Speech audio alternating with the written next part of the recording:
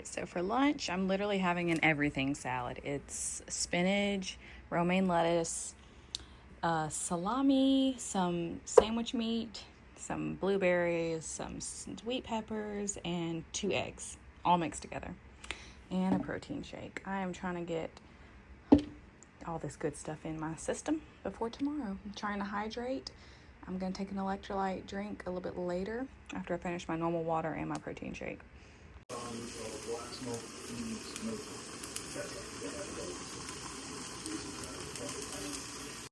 So in the spaghetti, I added some spinach and mushrooms and some extra steak. It wasn't, I don't know, it's like a type of steak. Really, really thin sliced steak, just because it was left over. She's liking it. And my mother-in-law made some pizza, so we're just eating Italian tonight.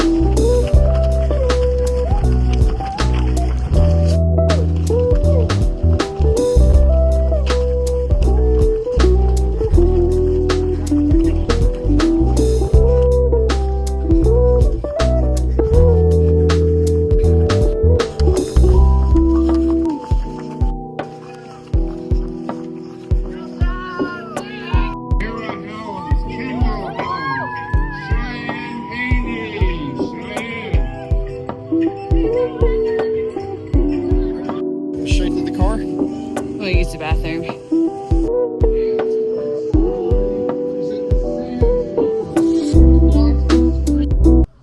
Okay, so it is Wednesday the 15th. It's my husband's birthday, and the half marathon was Saturday. Like, I'm really happy about it. I guess, like, having to think about it again, it's making me smile because I'm just really proud of myself that I went out there and did it. I will start by saying I never stopped. I ran the full 13.1 without stopping, and honestly, I guess that's one thing, like, in the back of my, not even in the back of my mind, just there, you know, I knew I didn't want to stop, but it really wasn't something that I went into the race thinking, like, you know, you can't stop, or I wasn't even thinking, like, if I have to stop, it's okay. Like, I just was not even really thinking about that. My coach from high school I had talked to him before my race, and he told, I was like, any kind of encouragement or any kind of, tips you can give me, please let me know so I can carry it with me. And he said a lot of people, when they run a half marathon or a full marathon, they go into it trying to get a PR or, trying to do this, great time or whatever. He said, just finish, just worry about finishing.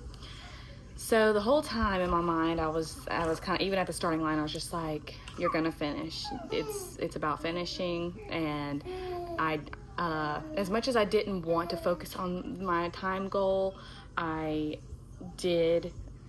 Once I was there and I saw the flags of the pacers, I was just like, you know, I really do want to try for that 2-hour mark. So anyway, I wanted to just go through what all those miles felt like and what was going on around me or in my head while I was running them, because in the videos, like, I feel like when people only post like when they hit those mile marks, it makes it either look really easy, or me watching them back, like, I just feel like there was so much that like you just wouldn't have known, you know, if you would have just watched that footage, and that would have been it. So my first mile, we were all it was a really narrow start, and it actually was a narrow probably for the first half mile, maybe even longer than that, because there was construction on the road. So like our start was very narrow. It started in a parking lot, which I thought was odd. Apparently that's what they knew. I don't know if they always do that, but it started in the parking lot. So we run kind of on the outskirts of the starting line, and once we got out on the road, there was cones, because it was almost like not really a sidewalk. It was bigger than a sidewalk, but we didn't have a full lane of like traffic. The road, like a 2-lane road, we had about 1 lane that we were running in. So it was a very slow start, and I didn't start my watch until I was physically running. And I just remember it was pretty easy to like take it slow because we were forced to take it slow. But honestly, looking at my first mile time, like, it was a 9:06, and so it was fast, I guess, for like a first mile. Like, not really a first mile, but like when you're telling yourself to take it slow, to me a 9:06 is not that slow. So I'm surprised it was that low, honestly. I would have expected maybe to run a 10-minute or something. So by mile 2, I was starting to feel good, you know, like we had kind of thinned out just a little bit. We were running through some neighborhoods, and it just felt pretty relaxed, I guess, because we were in a neighborhood setting. So I had to keep telling myself to slow down, like, you know, take it slow. And yet that mile was at 8:51, so I was even faster. I was about 10, almost 20 seconds faster that mile.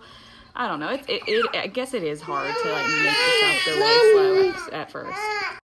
So also, at this point, I could finally see the pacer, the 2-hour pacer. So I was telling myself, all right, just keep him in view. Like, the competitive nature in me, or I don't know if it's just because you don't have anything else to think about, like, I had to make myself not try to catch up to them. Like, I kept wanting to like close the gap, and like I had to keep telling myself, stop, this is 13 miles, you don't have to race up and get behind them. Like, at least you know that you're in the right ballpark. And I'd read a lot of stuff that said take your first 2 to 3 miles very slow, do not push it. So I was telling myself slow down, but I could see them not very far ahead of me at all. So then by mile 3, I had just already caught up to them, but I tried to, like, I kept a little distance, but like I was definitely with them, you know. That mile was at 8:56, so still around that 9-minute pace. Then we got past all the neighborhoods. We were officially out on the beach road, and I wrote pretty views, and it's because to the left of me there was just the prettiest dunes, and like you could see the bay on the left side of us. On the right side of us it was dunes, but you couldn't see over them yet. And so on this side they were lower than us, so we were, I guess, kind of on a hill, and it was all going like this. So the dunes were lower, there was like the seaweed mixed in with it. So if you go back, you'll see that, or if you already noticed it, it was just really pretty. So I tried getting a video, but it was kind of, the other thing was there were so many people around me that I never felt really comfortable. Like, I didn't want to do a 0.5 view of myself running or anything. Like, I'm an awkward person with a video or phone. I just don't like showing myself. Like, I don't like videoing in front of others. So I had a short little view of that, and I just remember that being like really nice, and just like telling myself, soak this in. This is one of those moments that you were excited about. Yes, Blippi is having a dance break over there. So anyway, by this point, I was like, all right, I'm just going to stick with the pacers. And like, for that, you really do get a sense of like a runner's high, because like I literally, my head was thinking, I think I could pass the 2-hour pacer. And like, you know, I was feeling pretty good, but I was like, no, hang back, stay with them. So I just kind of stayed like a little bit behind them. There was 2 pacers. There was the main guy, but he had another guy running with him to he kept saying we're in the green or whatever. So like he was looking at his watch, and they were like kind of comparing, and like each mile they would tell us, all right, we got, you know, a 9-second cushion, or we got a 12-second cushion. So anyway, that was whenever I got with them. So that 4th mile was a 9:07. My 5th mile was a 9:11, and then the 6th mile, that's when the runners that had already turned around started passing us. And I think it is because there's just not much for you to think about other than I'm running right now.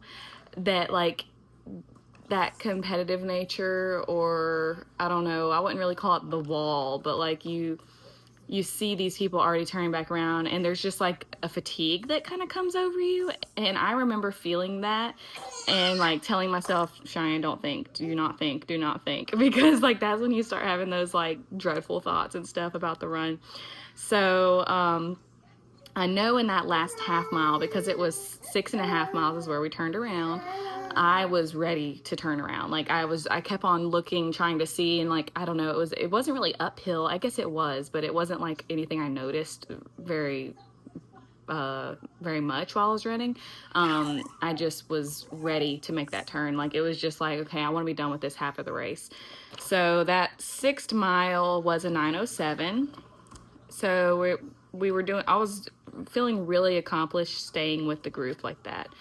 So we turn around. The 7th mile was a 9:06. Mile 8 was a 9:19. And like as soon as we had turned around, I immediately started feeling the fatigue. It wasn't like the lactic acid or like getting stitches or bad leg pain, can't breathe. It really was none of that. It was like I seriously was just tired. Like it was like very conscious that I was just fatigued. I just wanted, like, I really think coffee would have helped me a lot. So it was around that point that I realized, oh, I need to take an energy chew. So I opened up my chew, and it was just like, I could, like, every single little distraction, like, made me slow down. And so by this time, it's about 9 a.m. and I had asked my mom and my sister to call me around this time. And I just remember thinking, if they call me, I'm going to be talking, I'm going to get even more tired. And like, it was just like playing in my head. Like, and I did talk to my sister, and it might have been a little bit later though. And, maybe around I remember it was like 10.5 miles is when she called me. And it actually did help me more than I thought. It helped my spirits. It didn't really help my performance, but it was just at that point where like it started to wear on me a little bit. Plus, I guess the pace as well. I don't think I ever really ran that far without stopping and pushing it that way. Because normally when I would do my long runs, I'd always end up having to use the bathroom, or like something was hurting, and so I would end up stopping and like finish warming up or stretching. So this is like the first time that I was really pushing it and not stopping. So mile 9, you could definitely see the reflection of me feeling all of that fatigue and stuff. It was a 9:54. And at this point in the race, we were passing a big resort. It's 4 different buildings. It felt like it took forever to reach them, and then it felt like it took forever to get past them. Like, I remember when we first passed them, like, it felt like, you know, we just passed it and it was out of sight. This time, I don't know if it was just the angle we were running towards it. It took forever to get around that thing. And yes, I had slowed down a little bit, but oh my goodness, I didn't expect it to feel like forever to get past them. So, that 10th mile was a 10:07, so I officially got into the 10s at that point, and some people started to pass me. I think that what I was telling myself or trying to explain to myself is they must have really stayed at a comfortable, probably a 9:30 pace up until this point, so they had more of a kick there at the end, or that was just, you know, I was falling into their pace. I'm not sure, but that's when people really started to pass me in the race, because up until that point, no one was passing me at all. We were the 2-hour pacer people. We were all sticking together, and no one was passing us. So anyway, mile 11 was a 10:31, And I had to keep telling myself 2 more, that's it, just 2 miles. This is when I started having thoughts of, I really want to stop, like, not because I'm in pain. My legs had started hurting, and it was like mainly in the knees and the hips. I thought my toes would hurt a lot more. They really never started hurting too bad while I was running. So nothing crazy, but still the fatigue. And that 11th mile was a 10:31, and I just kept telling, like, that's when I accepted. I was like, you know what, just run as slow as you need to. It's about finishing. That's whenever I really kept telling myself it's just about finishing this thing. And I knew that I could do it without stopping. Like, I knew it was gonna be a struggle, but I knew I could do it without stopping. So then by mile 12, I could finally say 1 more mile, and it was a 10:36. The only thing is we were back in those neighborhoods we had started in, so I couldn't see how much further we had to go. I knew that we were getting close, but I just couldn't remember, and I didn't know if we were going to make a different turn to go towards the finish, but we actually stayed the same course that we had started. So yes, that 12th mile was 10:36. And in my head, I was thinking I want to push the last mile, but I didn't really have it in me. So when I got to half a mile left, I started to push it a little more, and it was hard. Like, what did help was there was these 3 girls, and they're who I was right behind at the finish line. They were kind of pushing each other. One of the girls had kind of fallen off, and they kept turning around. I thought they were looking at me. So I'm like kind of running, and they're like saying like, come on, we're so close, we're so close. And so that girl, they slowed down, got behind me for a moment, but I already was kind of in a rhythm myself, like trying to slowly push the pace a little. And they got their 3rd girl, and then they passed me again, and they just stayed right there in front of me. But I told myself, stick with them, do not lose them. So my 13th mile was a 9:50.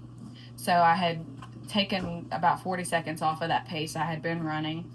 And for the last 0.01, I ran, point 1 of the run. It ended up being an 8:03 pace. So I had significantly pushed right there at the end. And I probably could have passed them, but it really is a different headspace and like a different motivation. When you really do feel like it's you against yourself and not so much you against other runners. And like me coming from like cross country world and track and field, like it's you, yeah, against your time, but like if you can pass one more person, you go for it. I was just proud of myself for finishing, for not stopping. So, I just chose not to pass them. I really think I could have, but that's just not what my motivation ended up being there at the end. So I'm very glad to say that I never stopped in my first half marathon. And when I finally finished, it was like such a load lifted off of me, because for 10 weeks that were set aside specifically for half marathon training, all of that work had come to an end, and I felt like, I did what I had been working so hard to do. But I'd been running even before that. I started running when my son was only, he was literally a week or two about to turn 3 months old. So I got back into running very early after having him. It felt like such a relief, and I would love to, like, now that I know what I'm capable of, I would love to keep it up. But right now, like, I have needed sleep so bad, and I had gotten my sleeping schedule has been so messed up ever since Christmas. Literally, while I was running that race, I remember telling myself, I don't know, around mile 9 or 10, I don't know if I'm going to do this ever again. But the sense of accomplishment after you're done, especially like now, like days later, is so much greater than like that one day of the pain.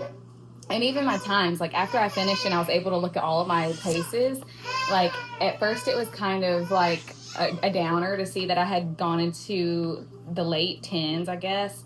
But really looking at it now, 10:31, 10:36, and that was the slowest I ran. Like, I'm pretty satisfied with that. I'm very proud of that.